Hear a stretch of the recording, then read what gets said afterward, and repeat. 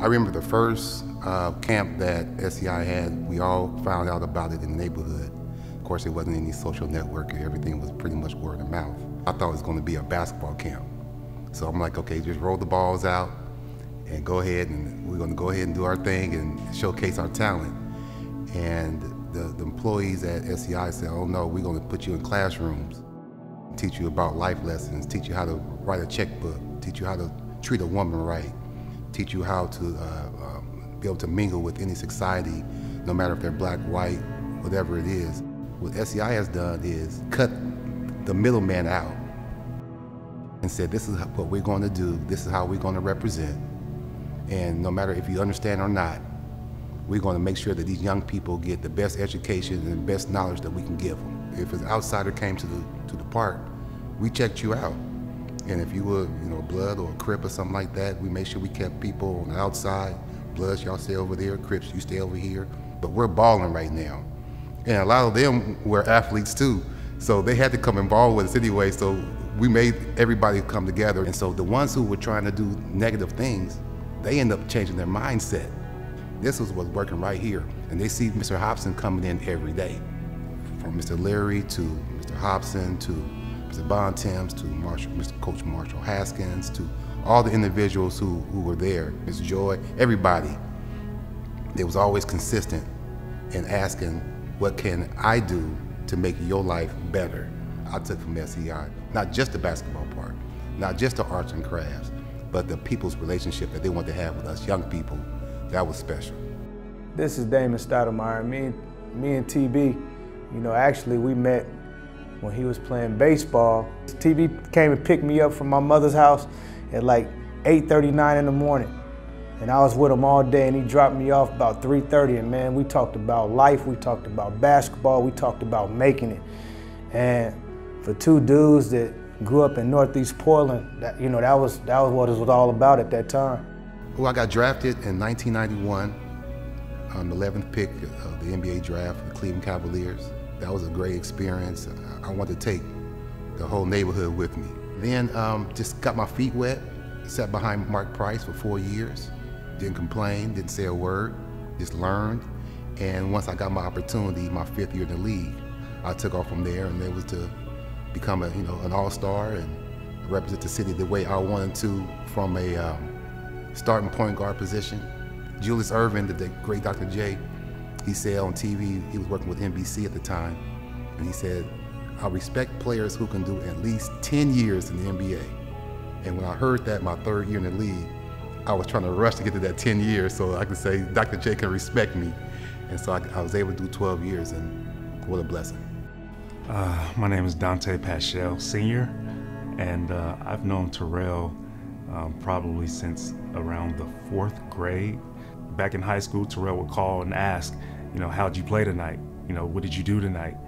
We felt like when Terrell got drafted, we kind of felt like we all got drafted. When I first decided to get a barbershop, I have a friend at Harriet Tubman, DAUNTE PASCHAL, who works for SCI. And he used to cut my hair when I was in 6th grade.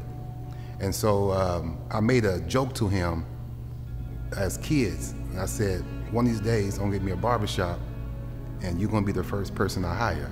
And then all of a sudden, years later, he's in barber school, cutting hair, and I end up purchasing this land, not knowing what I wanted to do.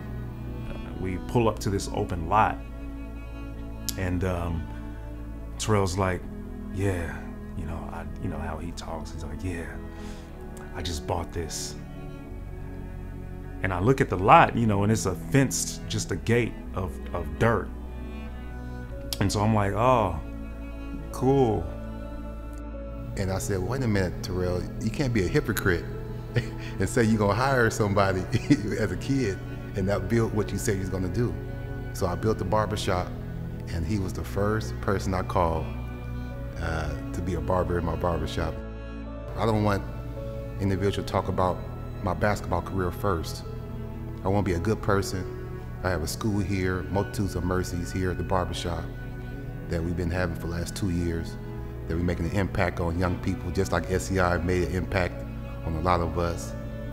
I want my legacy to be that I cared about Portland, and that I didn't give up and I didn't live anywhere else. I came straight home after I retired, and I haven't left. My name is TRACY Brandon-Crittenden, and I know Terrell Brandon because he's my brother. Terrell loves Northeast Portland. After basketball, he realized this is where I came from. So he didn't forget his community. So even though he gave back during the time of being in the NBA, he also gave back after basketball. My name is Trevor Brandon, and Terrell Brandon to me is my father. If you can't tell by looking at me, the older I get, I look so much like him. He always says, NEP on mine. Like, no matter what, he didn't leave Northeast Portland. Unthank is his hood. He loves Unthank. He still talks about winning that basketball tournament, getting those free shoes from Mr. Hobson, and how that changed the trajectory from his life from that moment to the present.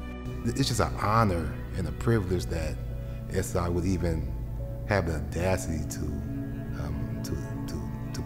put me involved and keep me involved in what's something that's for the first time the Hall of Fame. I'm real psyched about it.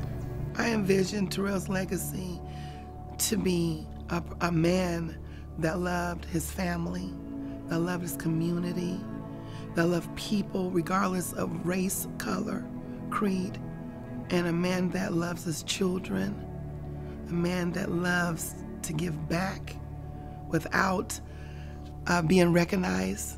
He's accomplished so much, more than just, you know, having basketball clinics for 10 years, you know, and they're open and free to the community. To him, that's an accomplishment, being the fact that he had a barbershop in the neighborhood that had all black businesses, and he's still, you know, in that spot, one of the only black businesses left for 25 years now. That's an accomplishment. Not only was he a good basketball player, but he was a good person. He was a caring person. He showed love to everybody, and everybody loved him back. And I'm proud of him, man. And I love him, and I'm happy that I got a chance to see that whole process. You know what I mean? And I looked at him as a big brother to me. He really helped me out a lot. Man, we love you. We're so happy. We're so proud for you and this accomplishment. Again, it means so much to us all. Continue to lead, continue to inspire, and man, we'll continue to love you. Terrell, I want you to know, as I've told you often, that I'm proud of you. I am proud of the man that you've become through your journey of obstacles, going through things, trials that people don't know of. I'm proud of you. You made it. And I believe there's more to come for you. Thank you for being my brother. Thank you for being real. You've done a great job, Dad. You've done a great job, and I want you to know what you have done is big. It's really, really big. You always taught me that I don't have to see my name in lights. I just have to be the light, and I appreciate you for that. I love you.